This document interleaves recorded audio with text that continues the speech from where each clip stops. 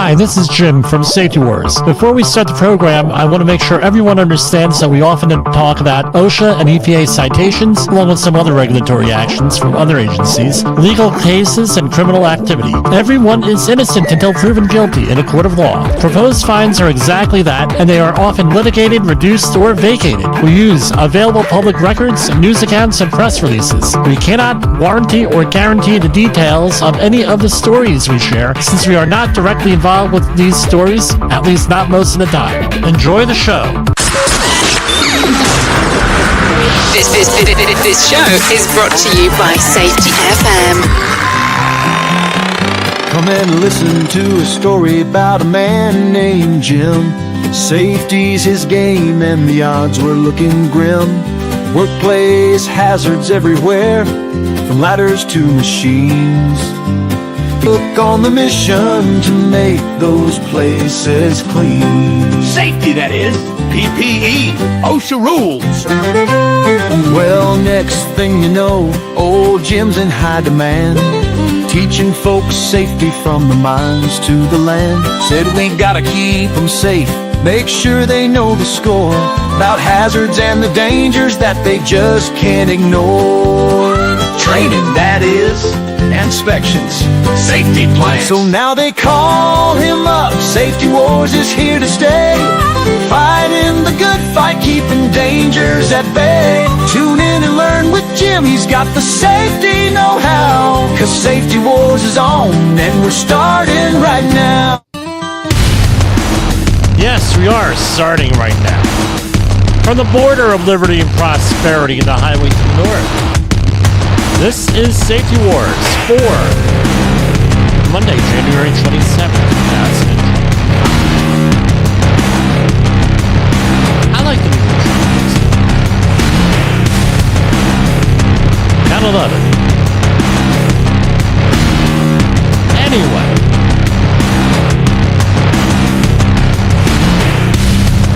A lot going on today. We're going to start off today with a somber note.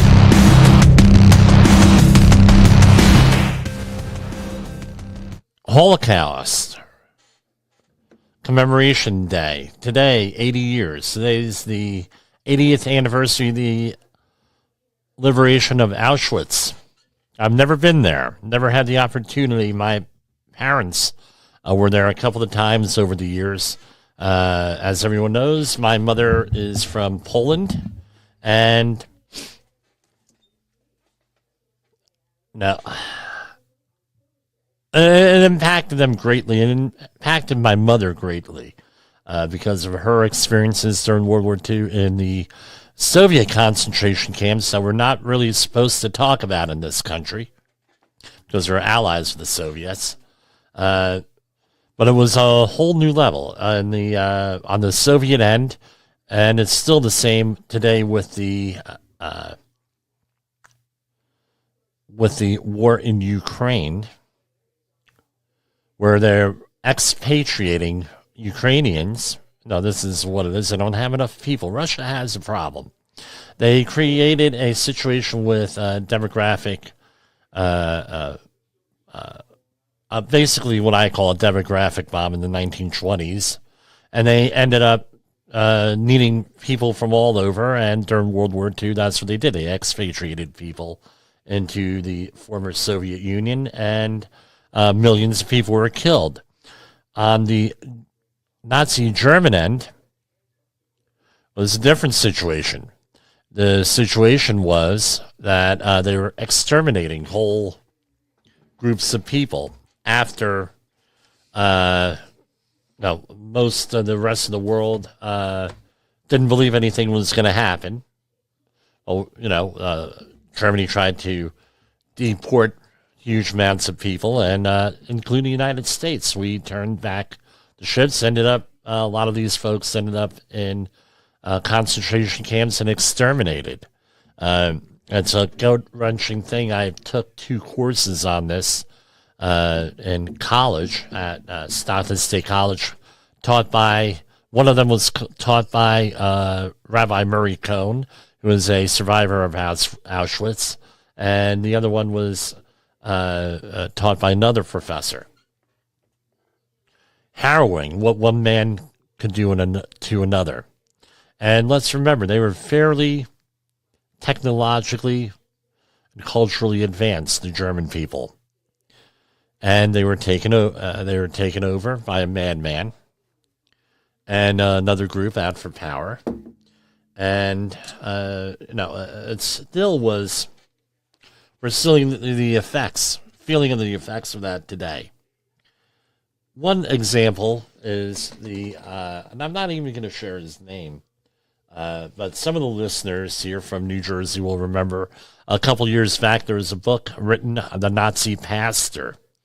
And the Nazi pastor was the pastor of Zion Lutheran Church in Rahway, New Jersey, that I used to be a member of.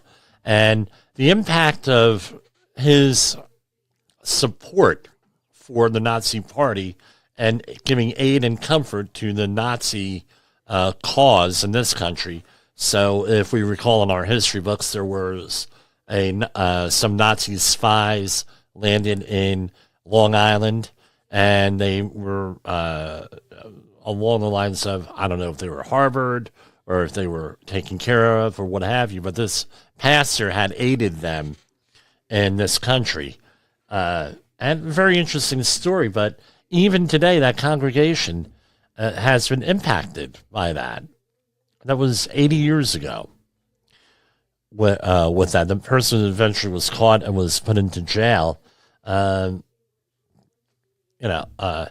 heard from the old timers when I was there that even in the 1970s, a lot of the followers of that Nazi pastor were against bringing in African Americans into the church. And eventually what ended up was what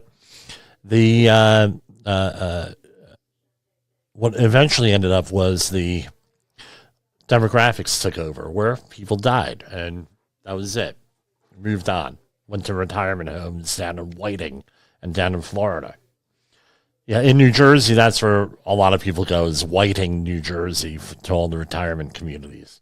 But the Toms River area. The other thing is, what happens is people romanticize this era.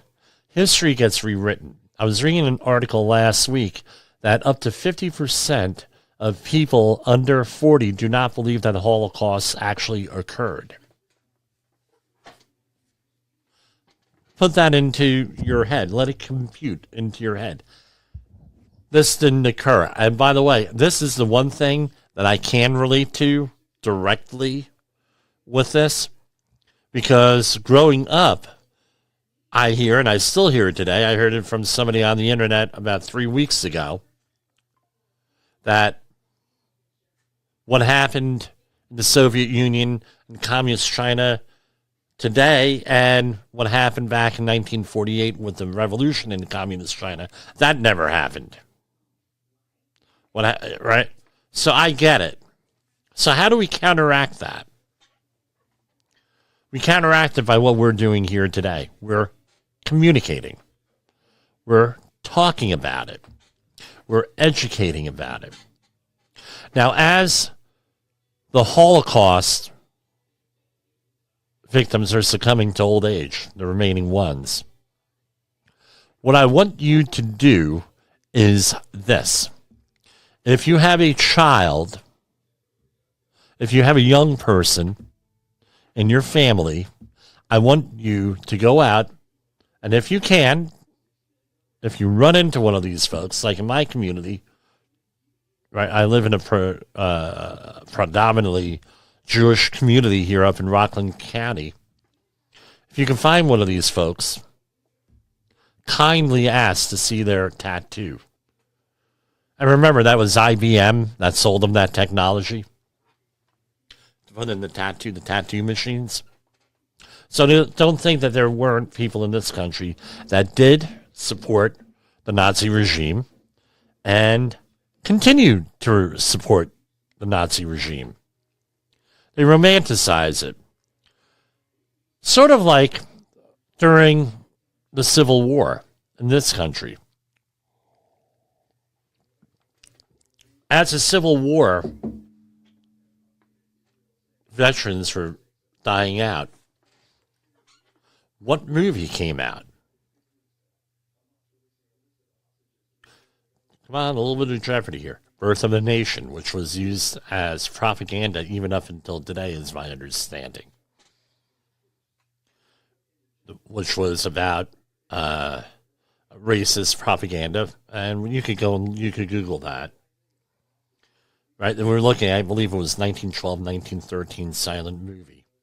And that's when a lot of these Confederate statues went up.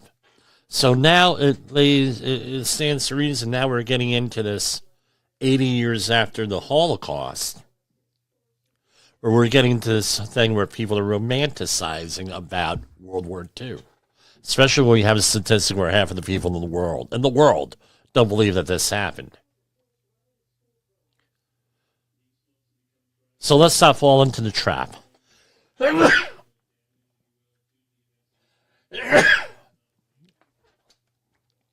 Pardon me.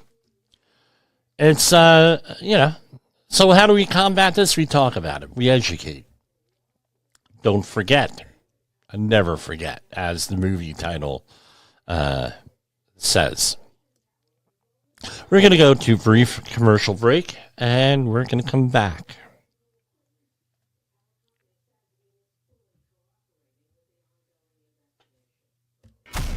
In the professional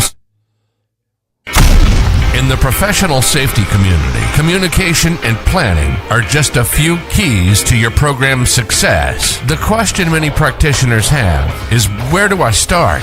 Dr. Jay Allen, the creator of the Safety FM platform and host of the Rated R Safety Show, has built a global foundation to help you along the way. Go to safetyfm.com and listen to some of the industry's best and most involved professionals, including Blaine Hoffman with the Safety Pro, Sam Goodman with the Hop Nerd, Sheldon Primus with the Safety Consultant, Jim Pozell with Safety Wars, Emily Elrod with Unapologetically Bold, and many others. As individuals, we can do great things, but as a team, we become amazing. Dial into safetyfm.com today and surround yourself with a powerful force of knowledge and support.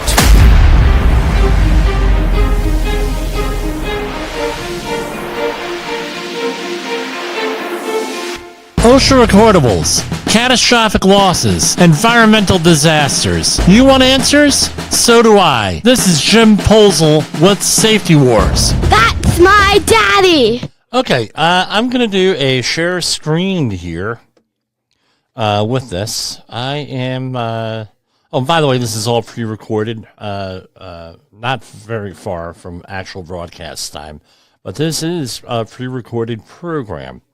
Here we have National Preparedness Level. This is from, and unfortunately, when these tragedies happen, like in California, we find out all these obscure government websites. I found a couple of really obscure ones today on another subject.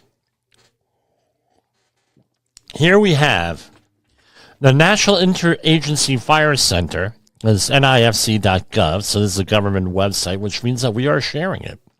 4 large fires in Southern California, and this is this morning's update, have burned 54,519 acres. About 4,300 wildland firefighters and support personnel are assigned to these incidents. Please find the Hughes, or as my mother would say, Hudges, and Eaton Fire, INCI Web, and the Palisades Fire and Border 2 Fire on the CAL FIRE website. Current information is available about these fires, including resources for those seeking or offering support after the devastating losses that have occurred here. While containment is progressing on these fires, Santa Ana winds continue to contribute to a high-risk, significant fire potential. Many firefighting resources are committed to initial attack on new starts. A new fuels and fire behavior advisory has been issued by California South Ops Coordination Center, covering the South Coast and adjacent land. 8 MAFFS C-130 air tankers and support personnel have been deployed to support wildland fire operations in Southern California. Canadian resources supporting these efforts include 2 air tankers from Quebec. Thank you, Canada. 2 crews and 2 overhead personnel from Alberta, and 1 crew and overhead personnel from British Columbia. Do you live in the Wildland Urban Interface, or WUI? Be firewise by building homes with fire-resistant materials, especially on the roof, and remove flammable materials from around your home. And it goes on and on. And be fire adaptive and fire-wise. We're going to look into that. Now, we had mentioned on our last program, and it's been a couple of days, I know, about air quality and everything, where you got to make sure you wear a mask and do this, and everything else. They're at it again, as they're at it again, like from a young Frankenstein, right? Here we have Los Angeles North Main Street Air Pollution Real-Time Air Quality Index. This was updated this afternoon at 1400 hours in LA time. Now, that is for 17 hours. So this is like 24 minutes ago. So this is pretty, right? So we have the, here on the left-hand side, PM 2.5, PM10, ozone, right? O3, nitrogen oxide, NO2, SO2, sulfur dioxide, nitrogen dioxide, or nitrogen oxides, sulfur dioxide, and carbon monoxide. Now, these are the National Ambient Air Quality Standards here, and the other one is lead. Now, that can't be measured in real time, so they send that out for analysis. But right now, they had PM 2.5 was at 50 at looks like 12 a.m. Midnight going into 12 noon yesterday. 12 noon yesterday, but it's been in the green. So I mean, we're going to talk a little later in the week, and we are going to try to do 5 programs this week. On if we could do it, we could do it. It's like the novenas in the Catholic Church, right? You got to go all the time for the novenas, right? Well, this is like sort of like that. We're going to try to make it all every day. But no, if you're doing something specific, cleanups and everything, then you may have, then these numbers really don't count. These are only for like general ambient air, meaning in the environment, not specifically what you're dealing with that. So, and I'm going to say this. And this is, it's going to be controversial what I say, guaranteed. I'm going to say this. Right, we'll switch. Oh, look, we got another camera here. I'll switch to this one. And I can never get these camera settings right. Here. So they're 2 different cameras that are supposed to be at the same resolution. But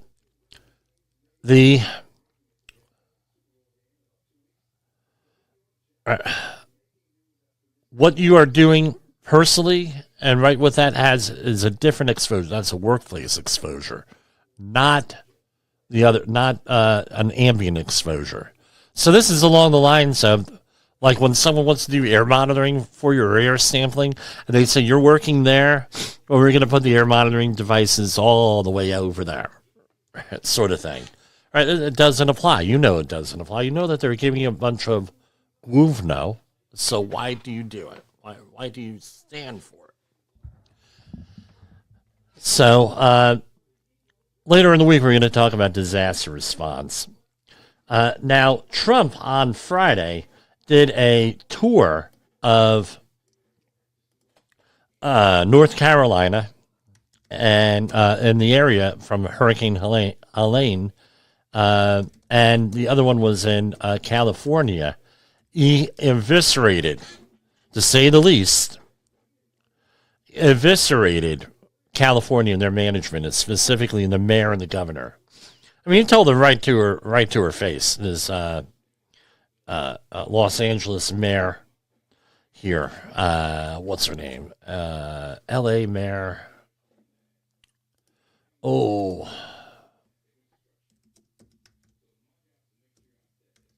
Karen Bass. Just completely and totally eviscerated her.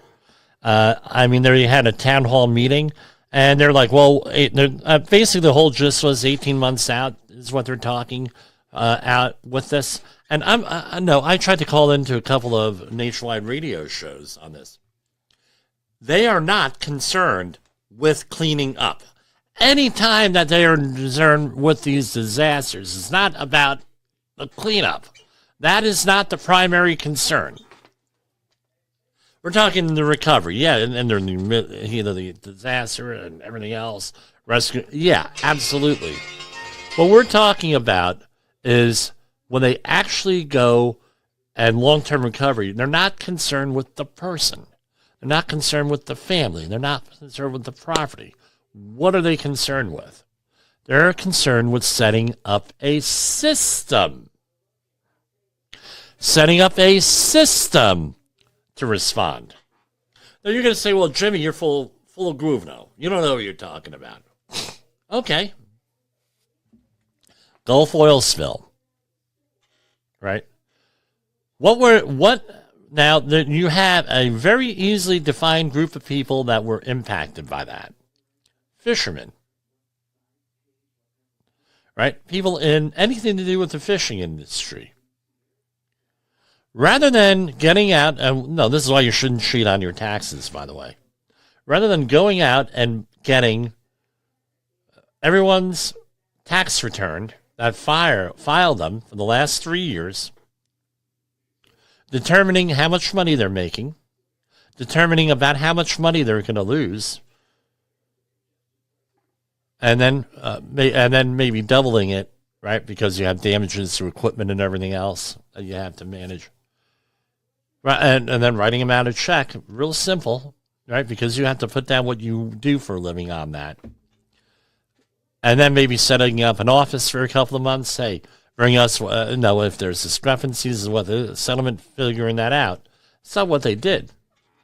They said, we're going to set up a system to distribute this money. And what goes with that system? Bureaucrats, political patronage jobs, honey contracts, basically.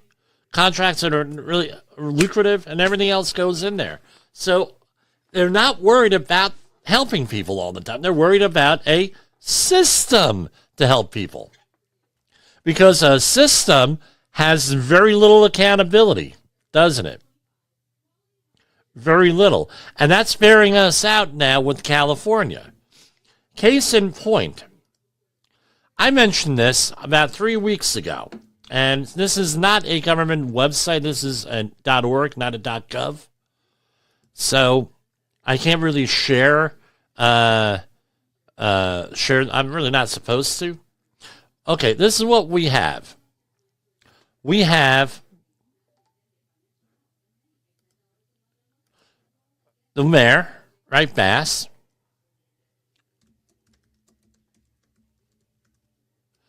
Right, and she appoints 5 different people to the fire commissioner. Now, we're going to do this again. The Los Angeles Fire Department is overseen by a 5-person civilian board appointed by the mayor and affirmed by the city council. Pursuant to the city charter, this diverse and qualified group establishes goals and provides direction to the department through Fire Chief Kristen Crowley. Right? And oversight. Okay, now, I would think that this is what happens. It's the issue attention cycle. So way back in the day, and this is what happens with all safety, by the way. Not only this, but basically all safety. It's not continuous improvement. It's that we handled the problem we don't have to worry about, and it goes away. So what were they doing? Back in the 1960s, 70s, 80s, and 90s, building up all these communities. They put together a system, right? Got to put together a system of fighting fires, which included firefighters, fire department garages and stations, other equipment, setting up hydrants, and everything else. And then, oh, well, we got it. Now we can forget about it. We're not going to hire, right now, according to the Fire Chief Crowley, who I actually believe here, probably the most honest person here, because she hasn't done the duck and cover. She's done the blame game, but not the duck and cover game like everybody else. She pointed out that they needed 60-some more firehouses. They needed, they're shorthanded. They're relying on overtime rather than the number of firefighters, and they can't respond to all the emergencies. All right, and they're undermanned, understaffed, under-equipped. All right. My question is this. Right, so she solved the problem. This was all that. No, everyone forgets about this. You need continuous improvement. She pointed out things that they needed completely got shot down. And who shot them down? My understanding is this.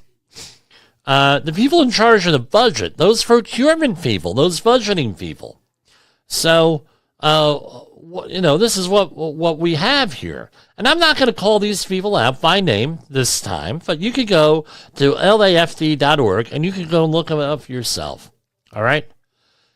Here we have the president of we haven't heard from these people, by the way, since this has begun. We heard about this one person, the president of the fire service, for like a minute, and another one for like a 1 or 2 sentence blurb, but then we haven't heard, where are these people?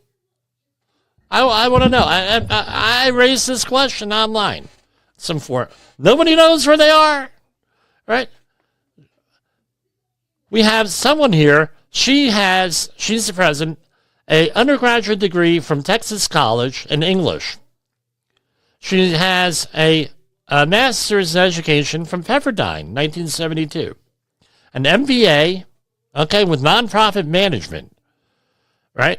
On this honorary doctorate in political science, specializing in public policy. Certified mediator, meeting all the requirements set forth by, and she was a school teacher, and everything else that went in here. Okay, I mean, very good. I'm sure with all of this stuff, she's very well qualified to do all of this stuff. I'm not seeing public safety, or I'm not seeing public firefighter experience in here, or anything to do with public safety. Right? And she had with that. So, I don't know. Did she pick something up? I don't know. But on paper, it's not looking very good here. We have the second one, the vice president here. They are the civil, right? And here it says, she's the vice president of the civilian board charged with overseeing and making policy for the city of Los Angeles Fire Department. She comes with 30 years of experience in administrative and policy roles with elected representatives and advocacy groups.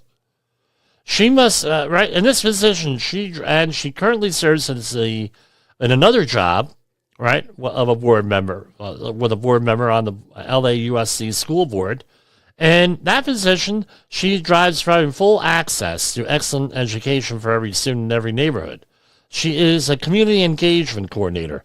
Going on and on and on, I'm not seeing, she's a great community leader. I'm sure with all this other stuff she did a phenomenal job.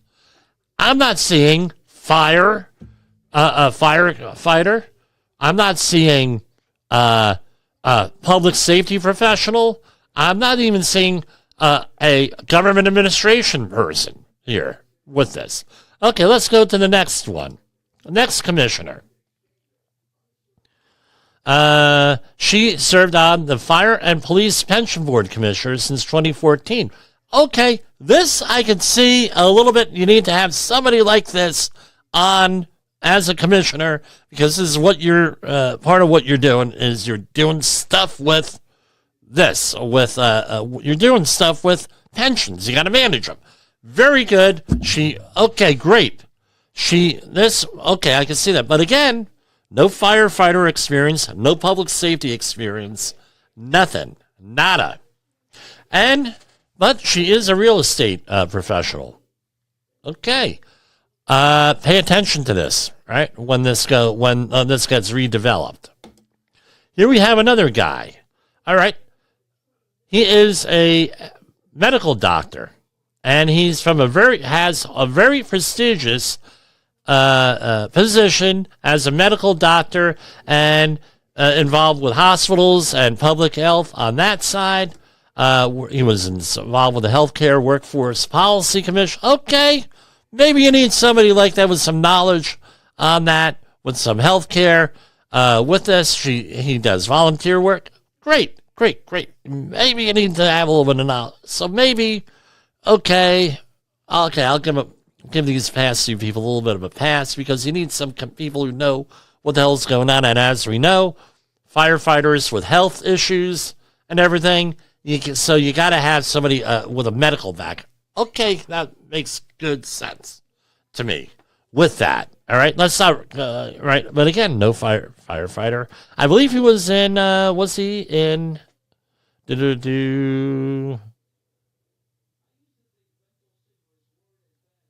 hold on. He was a Vietnam vet. Okay, now we're here. He was a Vietnam vet. Okay, let me go down here. Medical officer, right, for lieutenant commander. Okay, so in combat. Okay, now this makes sense. He's probably, my opinion, probably the most qualified person here with this. And, being that he's a military man, okay, he's good. We're fine. And we have our last person here. And I'm not eviscerating. Remember, I didn't mention names here, so I'm not eviscerating these people. Same thing, from long history here with this, and she attended the 2012 Democratic National Convention. All right, and she was a member of the Los Angeles Democratic Central Committee. Again, with this. Now, you're going to say, well, Jimmy, you're going against... I'm not going against anyone. For all I know, these may be the only people that even wanted this job. You got to put qualified people in these positions. If there is a reason why you cannot get qualified people in these positions, you have to got to figure out why that is. Do you need to pay them? Do you need to pay them more? What's the deal?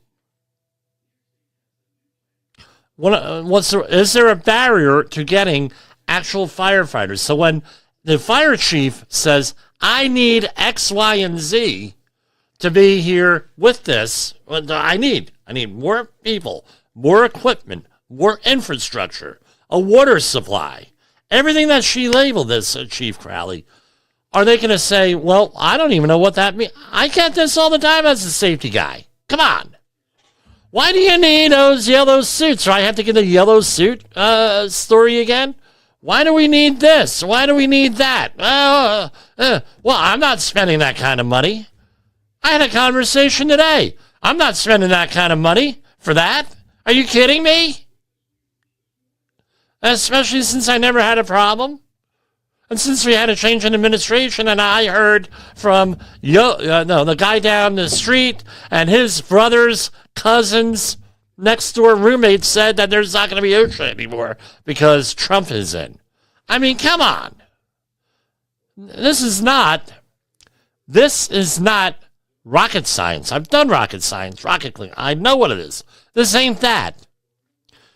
If you don't have people on these commissions and on these boards that are able to, they had experience, right, with this. They had experience with the specific thing. They had education with it. They were able to learn about it. They have some kind of public safety background. They are, or maybe, for all I know, these commissioners, and if I was commissioner, I would actually go out on the fires, see what these men and women do in the fire service. Go out, see what they are. And then you get on the other hand in the safety industry, right? We know this. You know that I'm telling you the truth with this. I'm telling you the truth with this. Where somebody becomes a safety person, they're right out of school, right? They're totally right out of school, and they were told because their professor told them that they know everything, right? That they know everything. And what ends up happening? Oh, there's shame and you get blame. And one of my customers is going through this right now with an oil terminal. You have been doing safety wrong. We're going to have to do this. By the way, you had an incident. You don't know what you're doing. You don't know. And we're like, dude, we've been doing this since, he's been doing this since 2009. I've been doing this since 1992. We got more credentials between the both of us than you ever would hope to have. Right? And number two, so we have the credibility here. Why don't you calm down? Why don't you ask us what we're doing? Do this thing called the learning team where you go out and you learn the job? Can you do that? Again, where the hell are you getting these people? Hire up qualified people. If you don't know, if you're in this situation, learn the job. Because I have a feeling that if we had actual firefighters, public service people, public safety people, something like that, doing this, all 5 of them, I don't think that we would have had this happen with the fires. And you have to, I don't know what the whole history is, you have to have multiple years of people that are qualified to do this job with this. And this is the other thing. A couple years ago, I had a conversation with James Taylor from the Heartland Institute, and we were talking about, I don't know if it made it to the podcast or not, but we were talking about the need for generalists. We were talking about that in 2009, I believe it was, 2008, or the need for generalists, where you have to have people who know a lot about everything. They have to be a polymath, right? So sometimes I put down Jim Posel, CSV, safety polymath at the bottom here, right? You have to have a polymath in charge here that knows a lot about a lot of things. So that's what we got, and we're going to continue here in a moment. For Safety Wars, this is Jim Posel. We'll be coming back at you in a few minutes. From the front lines of the safety war, it's Safety Wars, with your host, Jim Posel on Safety FM. Get ready to face the harsh reality.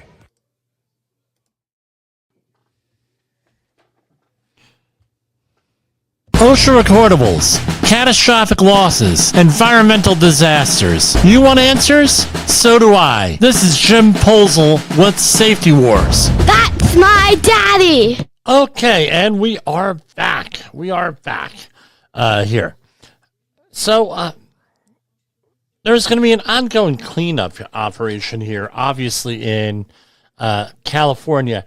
And and I have to slightly disagree with some of the commentators. I even have to disagree. Oh, God forbid I have to disagree with the president here, but I have to. And again, I think it may be some editing issues where the news media edits things, and sometimes they edit out some really important things. This situation in California is not unlike the 9/11 cleanups. The same thing with the cleanups in California. North Carolina. I got a cat here running around. With a lot of the other ones. Now we are into, they're saying, well, this is a demo phase. They're going to demo, they got to do cleanups and everything else. This is more of an environmental cleanup at this point. You say, well, Jim, no, what do you mean? Well, we went to, in the past, extensive commentary on the dangers of electric cars, as far as the environmental work and the cleanup and everything else, and fighting fires with them. That might be a big issue here with this. I know in my neighborhood, because we have the Tesla dealer, one of the main ones apparently, one of the original ones right here in, I believe it's Fairfield, New Jersey, about a half an hour or 45 minutes away, depending on traffic.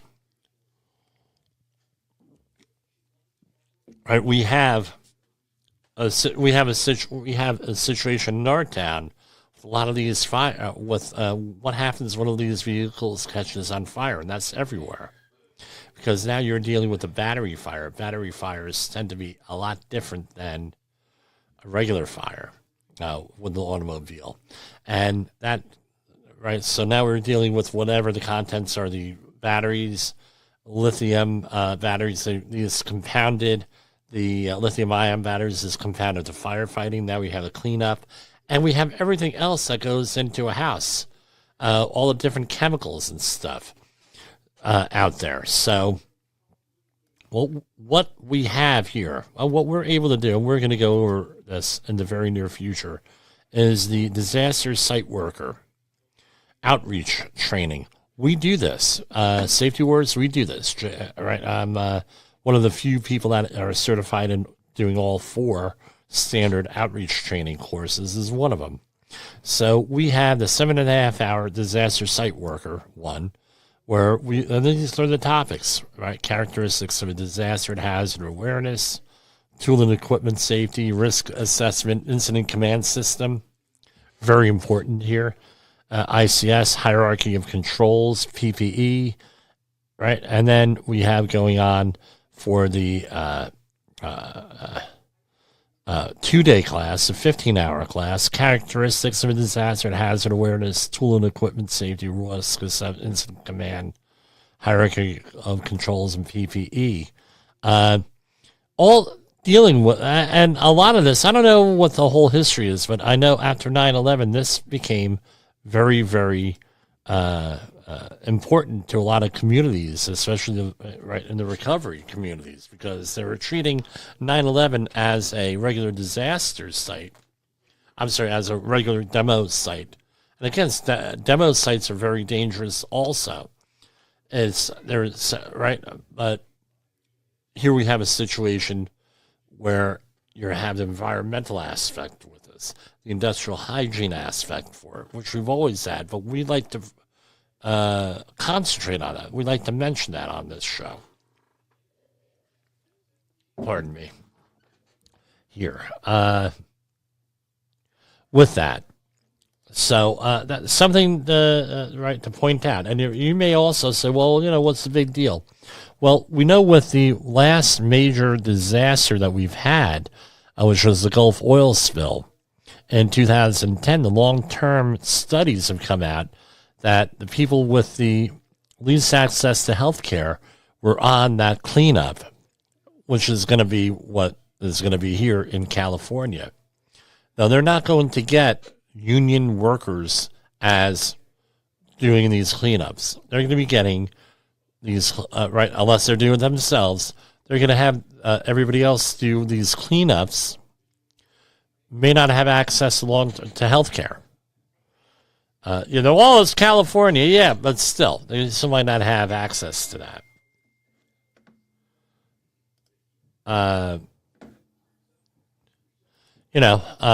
We're just awarded a very large project today, which we're very excited about. So, here. But anyway, they...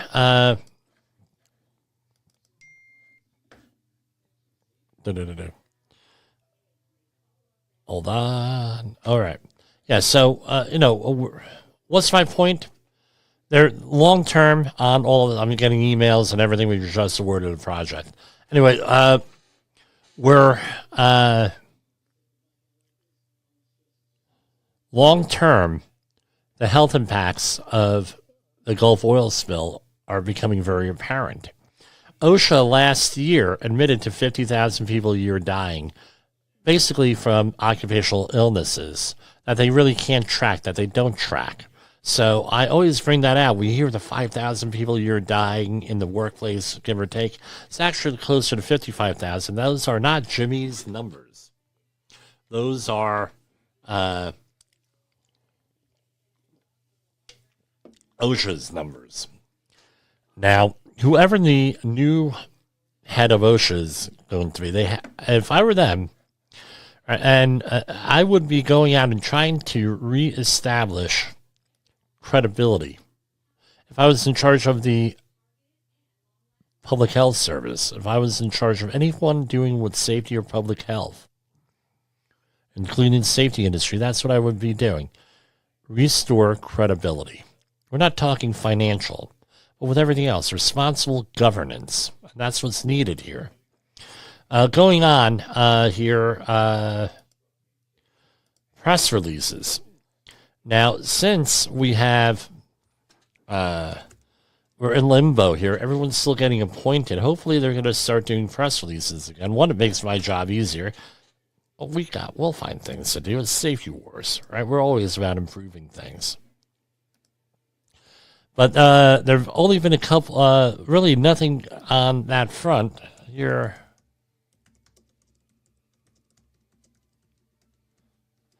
I think it might be worth a phone call here with this. So, U.S. Department of Labor to cease and desist all investigative and enforcement activity under rescinded order, Executive Order 12246. This came out on Friday afternoon. Acting Secretary of Labor Vince Maisone today transmitted Secretary's Order 03-2025 to all department employees, directing them to cease and desist all investigative and enforcement activity under the rescinded Executive Order 11246 and the regulations promulgated under it. The U.S. order applies to all department employees, including Office of Federal Contract Compliance programs, the Office of Administrative Law Judges, and Administrative Review Board. Well, here you go. I should do a share screen on this. Hold on. Purpose: to immediately cease and desist all investigative and enforcement activity under the rescinded Executive Order 11246, Equal Employment Opportunity, September 24, 1965. So this thing is 60 years old here. Almost 60. And regulations promulgated. DOL no longer has any authority under the rescinded order. This order applies to all DOL employees, including, I don't know what those are, OFCCP. Order: cease and desist all right in there. Promulgated on it. Pending cases, conciliation agreements, investigations, complaints, and any other enforcement. So what does that mean? What is Executive Order 11246? So let's go and look that up. Let me go back to the non-share screen because God knows what will come up when you Google something.